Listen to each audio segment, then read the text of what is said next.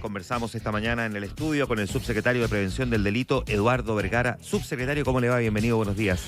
Muy buenos días, gracias por la invitación. Buen día. Hay harto tema, subsecretario. Nos vamos a meter de lleno en un momento más a conversar, entre otras cosas, del sistema integrado de televigilancia y también de inteligencia artificial. Algo hace algún tiempo nos había anticipado aquí, conversando la última vez. Cuando era una idea. Cuando era una idea, pero ahora se empezó a materializar y nos gustaría entrar en ese detalle. También hay varias otras cosas más. Hemos visto el debate por el uso de las pistolas Taser o teaser, no sé cómo se le dice en estricto rigor, pero bueno.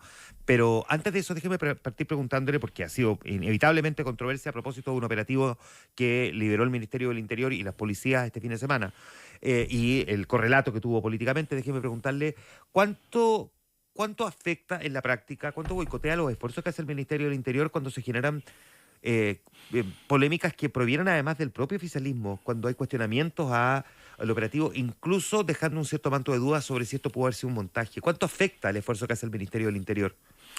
Yo creo que en términos generales la misión del Ministerio del Interior y la que nos ha encomendado el presidente de la República es bastante clara. Además creo que se ha fortalecido a medida que pasa el tiempo y tenemos una convicción y que creo que también sirve para explicar mucho lo que sucedió en Villa Francia. No queremos armas en las calles, sabemos que menos armas es sinónimo de más seguridad. Lo que ocurrió fue una investigación que decantó en un procedimiento en el cual no solamente se encuentran distintos tipos de armas, sino que también municiones. En ese procedimiento también y en el lugar donde se encontraron estas armas habían personas. Hay una, no sé si discrepancia, pero hay una discusión pública tras lo que manifestó la jueza respecto a que es necesario profundizar más la vinculación que podría haber entre las personas y las armas que habían en el mismo lugar. Pero yo también me refería a esto en el día de ayer. Y creo que en cosas como estas, no solamente nosotros como gobierno tenemos que ser extremadamente claros, sino que todo el país en general. No queremos armas en las calles, son armas, yo sé que la explicación tal vez va a sonar absurda, pero son armas ilegales, municiones ilegales, y lo que está en investigación es aclarar su procedencia, como también su potencial uso, y cuál es ese potencial uso. Pero yo no veo...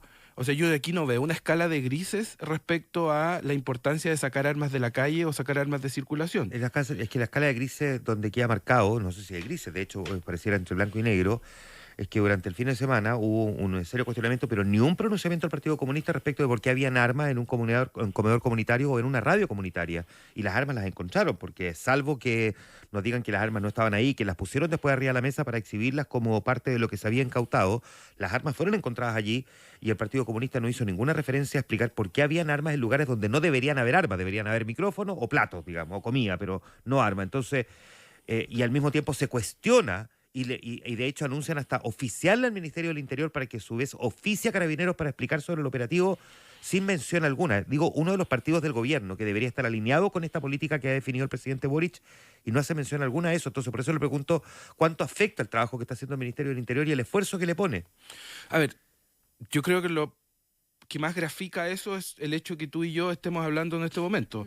No quiero desvirtuar la labor periodística que ustedes hacen, porque la hacen porque además es una discusión pública, ¿ah? Sí. Y como autoridad tenemos que referirnos a aquello, pero tal vez en vez de estar hablando de la importancia de sacar más armas, tal vez en estar hablando de la importancia del sistema integrado de teleprotección e inteligencia artificial, tenemos que referirnos a esto. Yo creo que eso grafica de cierta manera porque como país también estamos muy mal acostumbrados a que los procedimientos policiales también muchas veces adquieren una connotación de debate público, que uno puede juzgar si es adecuado o no, hasta qué nivel corresponde o no, y hasta qué nivel las acusaciones ayudan o no. Yo creo que aquí hay un anuncio de que se va a solicitar información. Entiendo que ya parte de esa información se solicitó, pero también se esgrime un argumento respecto a que hubo un montaje, y entiendo que eso es algo que además a mí no me corresponde clarificar, no me corresponde definir el mecanismo por el cual eso se tiene que responder. Hay canales formales, los diputados y diputadas tienen comisiones en las que pueden citar a la autoridad, entiendo que ya se enviaron oficio. Pero te repito, yo creo que lo más que grafica es que estemos discutiendo no tanto del fondo de lo que se encontró ahí, y que esto claramente no es suficiente para celebrar, pero hay menos armas en la calle gracias a ese procedimiento y hay personas que van a enfrentar la justicia. Ahora, lo que viene en el camino de enfrentar a la justicia le corresponde a otra institución del Estado y cada uno con su tarea. Subsecretario, deje quedarme Sí, con el fondo, pero creo que es un fondo que es imposible no asociar al no, lugar sin donde se duda, encuentran las armas. sí. ¿Ah? Y no en el ánimo de seguir abonando la tesis del Partido Comunista, ni mucho menos, sino que vamos al fondo del tema y qué explicación tiene usted entonces para esas armas en ese lugar. La verdad es que hasta ese punto no puedo llegar porque no creo que eso es algo que no me corresponde a mí, es algo que yo no puedo definir, sino que... Ya, pero uno puede instalar una sospecha, ¿verdad? Sí, pero yo no voy a instalar ni sospechas ni teorías. No, pero déjeme preguntarle, Sí. déjeme Sin duda, decirle por qué línea en el fondo, Sí. porque también se encontraron drogas, tenemos entendido. ¿Se puede instalar la tesis de que eventualmente ahí puede haber un centro de narcotráfico o de que eventualmente un lugar que fue, como dice el Mercurio hoy día, un reducto de la izquierda más radicalizada en su momento, y hay una larga historia en torno a eso, todos los años se hacen conmemoraciones, de hecho, que tienen que ver justamente con esa historia reciente? Podemos estar también ahí eventualmente enfrentando una cuestión que es bastante clásica de grupos que en su momento participaron en las ultras políticas, ya sea cual sea, y que terminan derivando en narcotráfico. ¿Es Mire, una tesis plausible? Yo desde el primer día he sido extremadamente cauto porque creo que las autoridades tienen la tremenda responsabilidad de medir y entender el impacto que sus palabras tienen. Uh-huh. Si yo iniciara un proceso de poner sobre la mesa distintas tesis, cada una de esas tesis se puede transformar en que el subsecretario de Prevención del Delito, o peor aún, el gobierno, no descarta que, y eso no tengo claro en qué va a contribuir en este momento al debate público. Ya, déjeme preguntárselo de otra manera entonces. ¿Cuáles son las razones que tiene identificada la Subsecretaría del Delito, más allá de Villa Francia, y aquí ya nos salimos un poquito de Villa Francia, respecto de la tenencia de armas? ¿Están asociadas a qué? A ver, ¿Y a qué grupos? yo creo que hay dos elementos que ayudan mucho a explicar y darte una respuesta que yo creo que es en base a evidencia. Y lo hemos conversado acá también, recuerdo tú estabas sentada acá y yo allá. En el incremento de los delitos más violentos que sufre el país, particularmente del año 2016 en adelante, y particularmente los homicidios, hay una clara vinculación con el número de armas, hay una clara vinculación no solamente con las incautaciones de armas, sino que también con la inscripción legal de armas. ¿Por qué? Porque el fenómeno de las armas tiene una arista de armas ilegales, ya sean fabricadas, hechizas, ingresadas al país, etcétera, como también armas que son legalmente inscritas y adquiridas y terminan en manos ilegales. Entonces la respuesta en simple es que claramente en Chile hemos visto una vinculación entre el poder de fuego, la presencia de armas y la circulación de armas y el incremento de los delitos violentos. En eso no hay que perderse, eso sí es nuestra responsabilidad evidenciarlo en todo momento y particularmente cuando hay indicios de otras ilegalidades. Mira, estábamos acostumbrados en estas discusiones públicas principalmente a abordar el fenómeno del narcotráfico, pero lamentablemente hemos visto también la emergencia de otros delitos violentos en el país y que no son solamente delitos convencionales, sino que también son para generar ingresos y estamos hablando de delitos como el secuestro, la extorsión y lamentablemente, y repito lamentablemente, si hay un fenómeno común en la emergencia de muchos de estos delitos violentos es la presencia de armas. Ayer, a propósito de lo que pasó en Puente Alto, que ya podemos también conversarlo, porque no solamente tenemos el tema de las armas, sino que también tenemos la muerte de niños. En medio justamente de este clima, el alcalde Codina criticaba que el gobierno no se hubiera hecho cargo del tema de la tenencia, del tema de las armas desde el minuto número 1. ¿Qué le responde el gobierno a eso? A ver, primero que todo, dos cosas también muy rápidas. Primero que todo, yo tengo una tremenda relación de trabajo con el alcalde Codina. Yo en el alcalde Codina he encontrado un aliado entre los municipios. Hemos hecho no solamente cosas importantes en Puente Alto, sino que él también cumplió un rol como presidente de la Comisión de Seguridad de la Comisión de la Asociación Chilena de Municipios, que nos permitió terminar con los concursos, avanzar, bueno, con el financiamiento, etcétera. Y hemos hecho hartas cosas. Eso es lo primero. Pero lo segundo es que yo creo que también es necesario no alimentar ciertas caricaturas. Yo no solamente entré al gobierno el primer día, soy una de las autoridades que más tiempo además lleva en el gobierno y también en el Ministerio de Interior, sino que participé también en la campaña del presidente y fui uno de los autores del programa de seguridad. Entonces yo personalmente, perdón que me sea tan autorreferente, pero me cuesta mucho incluso intentar hacerme cargo de esa lógica de que nos dimos cuenta en el camino, que esto no sabíamos que iba a pasar. Yo personalmente vengo estudiando estos fenómenos hace mucho tiempo. Los delitos violentos venían en aumento del 2016. Habían fenómenos en América Latina que no ocurrían en Chile y que progresivamente empezaron a ocurrir.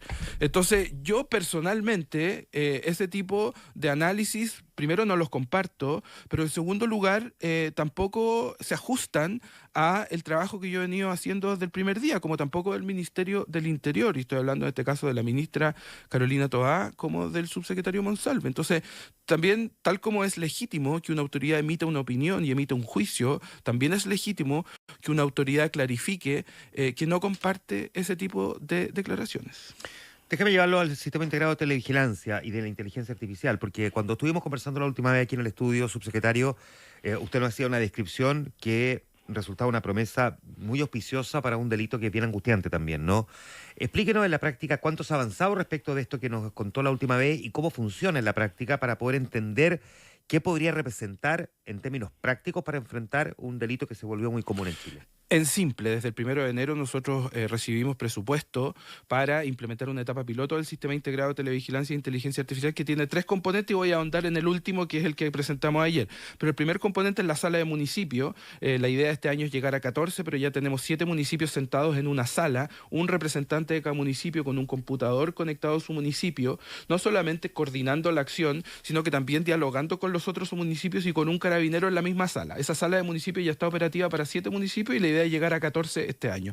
Segundo componente, integración de cámaras. En Chile hay miles de cámaras, particularmente en la región metropolitana. El sector privado además tiene mucha tecnología y lo que hicimos es integrar cámaras públicas y privadas. Caricaturicemos la cámara de un mall y la cámara de un municipio de la Unidad Operativa de Control de Tránsito. Logramos interconectar ya más de 1.500 cámaras.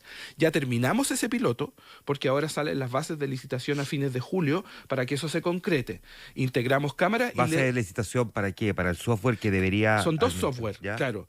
Uno que es el que integra...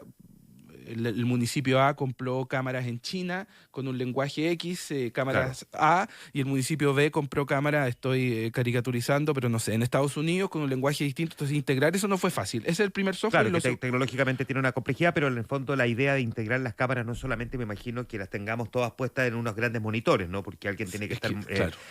Y esa información procesarla es muy difícil. Exactamente. Y ese es el segundo software, que es el software de inteligencia artificial.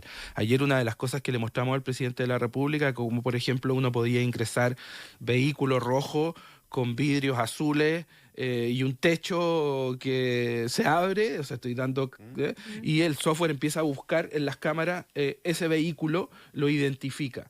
Entonces... lo identifica y le puede dar seguimiento. Le puede dar a seguimiento través de las distintas cámaras. Porque además una de las cosas que mostramos es que tenemos el mapa de la región metropolitana y por primera vez, que yo creo que también es un logro muy importante, tenemos el mapeo de las cámaras de seguridad, no solamente públicas, estoy hablando de las autopistas, centros comerciales, supermercados. Mira, solo darte un ejemplo.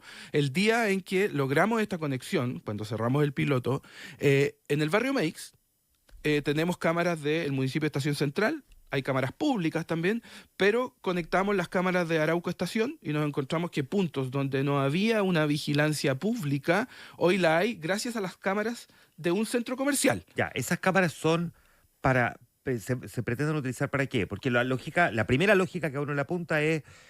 por ejemplo, hacerle seguimiento a un vehículo robado, al que le hicieron un portonazo, una encerrona. El objetivo de CITIA en general es 3 grandes bases sobre las cuales vamos a trabajar y después voy a profundizar en la interconexión de los pórticos, que es lo que presentamos ayer. Pero ¿cuáles son esas 3 bases? La primera, la base de vehículos por encargo. Ahí están vehículos robados ya por distintos delitos, robo violento o el vehículo que roban en una esquina sin que no es violento, ¿no es cierto? Cuando dice vehículo por encargo, perdón que le vaya, pero que cada detalle creo que importa para el que lo va escuchando. A mí me roban el auto. Yo voy, hago la denuncia ante la comisaría. Desde ese momento... Inmediatamente ese vehículo pasa a una base de datos y se empieza a buscar. Perfecto. Las búsquedas, el 45% aproximado de los autos, la tasa de recuperación es aproximadamente el 75%, del 45% principalmente en los primeros 7 días. Los primeros días y las primeras horas son clave para ubicar un vehículo. Esa es la primera base. La segunda base es personas extraviadas. En este país tenemos un trabajo muy débil en términos generales y de forma histórica respecto a las personas extraviadas. En otros países, yo viví 12 años en Estados Unidos, cuando hay un niño extraviado, inmediatamente en las autopistas sale el código Amber, si no me equivoco, en los mensajes de texto. Bueno, eso hay una base. Y lo tercero es las personas que tienen deudas con la justicia. Prófugos de la justicia, lo más convencional, como personas que tienen... Hay un grupo de personas que tienen deudas con la justicia, desde que deben pensiones de alimentos, son prófugos de la cárcel. Esas tres bases son las que nosotros vamos a implementar en esta primera etapa. En el caso de las personas, porque distinto es ingresar a la base de vehículos. de vehículos, auto rojo, vidrio polarizado, no sé.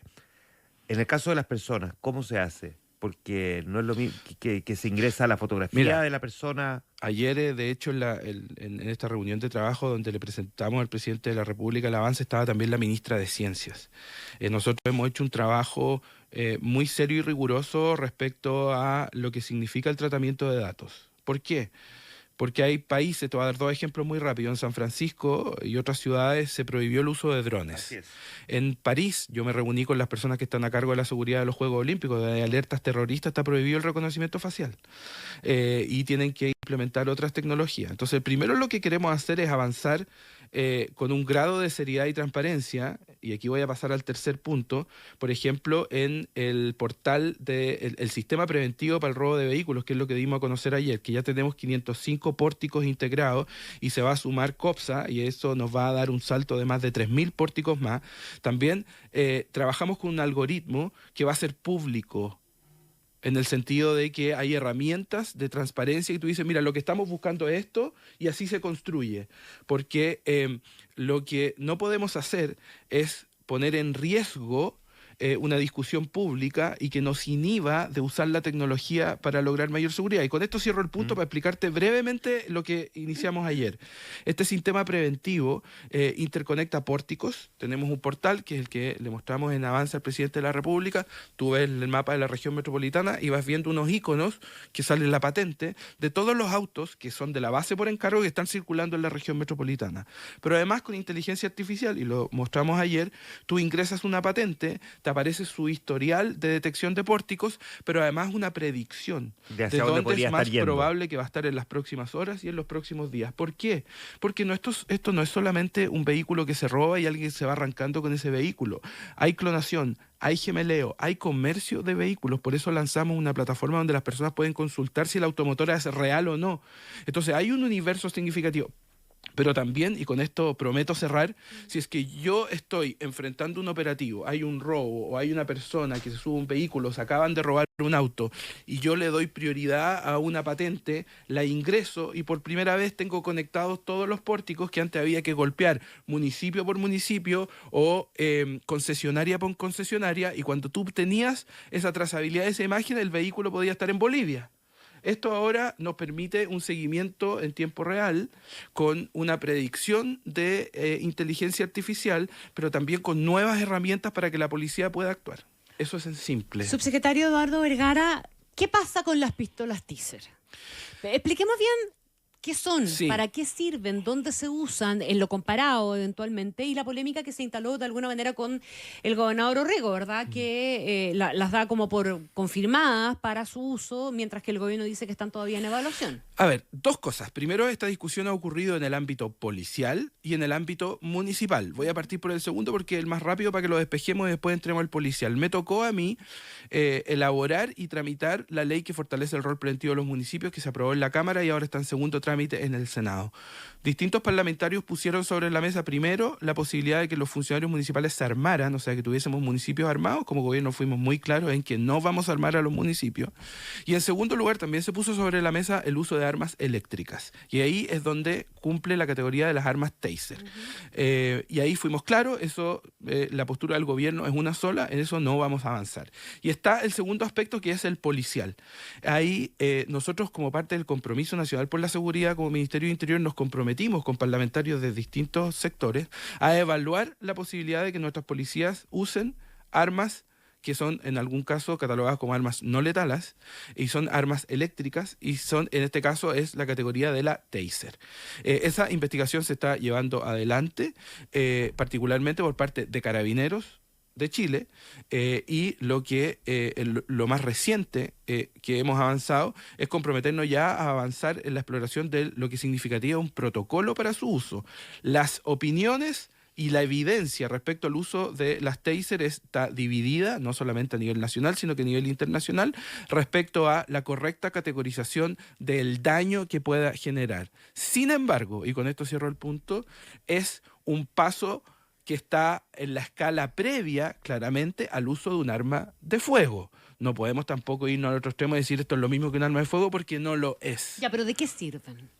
A ver, ¿Son disuasivas? es que más allá de lo que sirven los usos a la larga que... no sirven de nada. No, a ver, los usos que distintas policías le han dado es progresivamente, cuando una policía tiene a disposición distintas herramientas, el solo hecho que tú te pares frente a una policía y que tiene un arma o un taser o un bastón retráctil, estoy hablando como de la escala del uso de cosas, genera un factor disuasivo en la sola presencia de una policía. Ahora bien, en la práctica hay policías del mundo que la han usado para enfrentar procedimientos que no requieren un arma de fuego y que en vez de escalar el procedimiento, el objetivo es desescalar el procedimiento y evitar el arma de fuego. Las armas taser en muchos países se han usado como una herramienta para evitar el escalamiento del uso de un arma de fuego. Lo que está en evaluación, tanto en Chile como también en otros países, es respecto a si corresponde, cuándo, cómo, pero por sobre todo bajo cuál protocolo, el uso de las taser en manos de Carabineros de Chile. Ahora, ¿son disuasivas ante quiénes?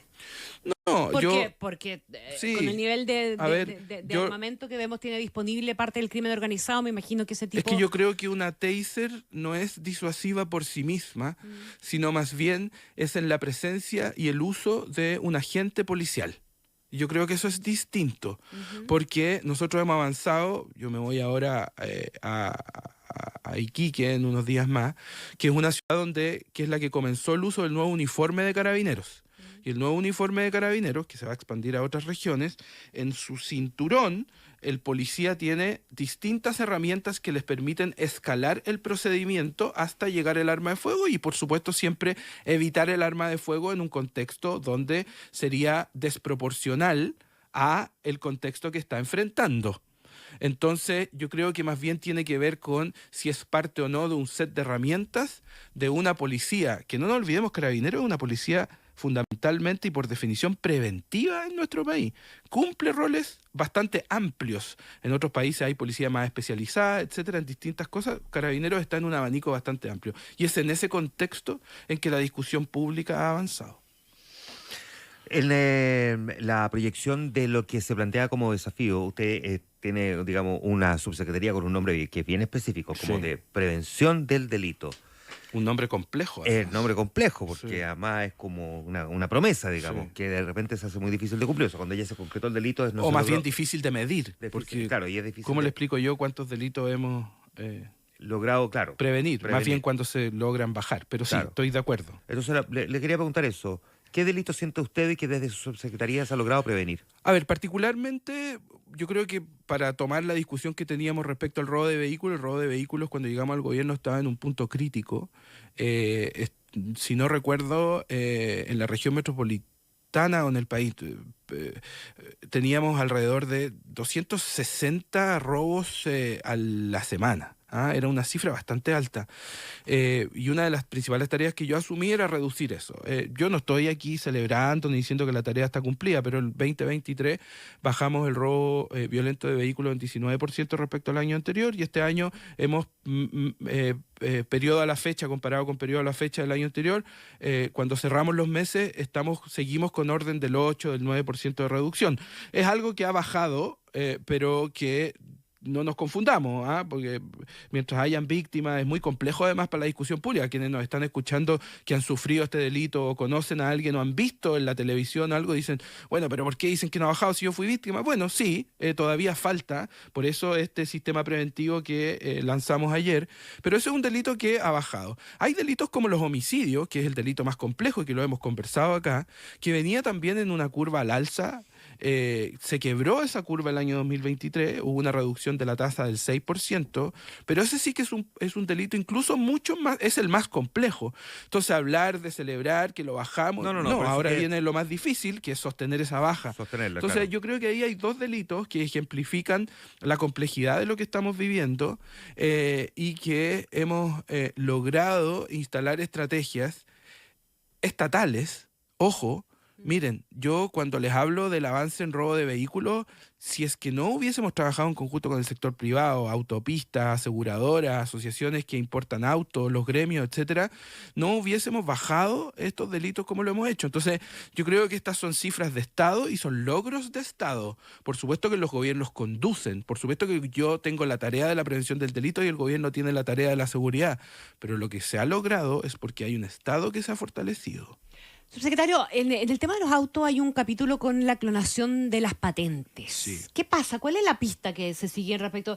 Porque hay que encontrar un auto que puede tener la patente. ¿Qué pasa con los TAC, con el pago de los peajes? A ver, como todo en seguridad, es extremadamente ineficiente perseguir el problema y hay que particularmente abordar las causas de fondo.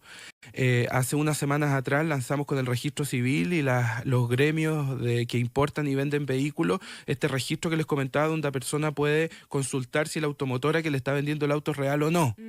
Y esa automotora ahora tiene la obligación de registrarse y si no lo hace no puede emitir factura y no puede entregar patentes. Aprobamos dos leyes importantes, unas que tiene que ver con terminar con los días en que los vehículos podían circular sin patente, como también el marcaje de ventanas y vidrios. ¿Son soluciones por sí solo? Claro que no. Las autopistas invirtieron más de 1.500 millones de pesos el año pasado en una estrategia conjunta para mejorar la prevención del delito que definimos en la Fuerza de Tarea. Entonces, ¿por qué te menciono todas estas cosas? Porque hemos hecho procedimientos donde hemos incautado cientos de patentes, patentes falsas, que vienen desde China, importadas, donde a la simple vista de un fiscalizador de tránsito o un carabinero en la calle, cuesta mucho determinar si es que es una patente real o una patente falsa. Entonces, si nos enfocamos solamente en el contacto y la supervisión visual, no vamos a tener éxito. Entonces, por eso se han hecho todas estas otras medidas que apuntan a abordar el tema de fondo y que tienen más bien que ver con desarticular. Mira, el año pasado se llevaron adelante más de 700 acciones y fiscalizaciones a talleres y a desarmaduría, que es el punto donde regularmente el auto robado pasa. Y ese tipo de trabajo es el que da resultado. El otro yo creo que es perseguir por sí mismo y no nos va a dar los resultados que necesitamos. El subsecretario de Prevención del Delito, Ordo Vergara, conversando esta mañana con nosotros. Subsecretario, muchas gracias por venir hasta Infinita. Muchísimas gracias por la invitación. Gracias, Que esté muy bien. Muchas gracias. Muchas gracias.